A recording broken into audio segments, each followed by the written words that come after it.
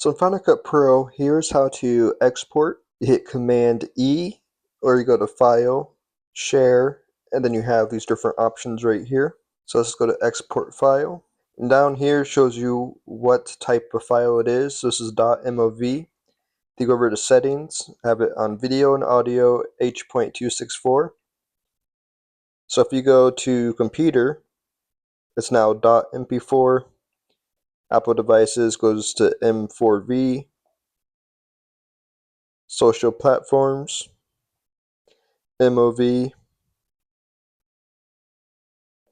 and then if you do audio only, it's a .m4a.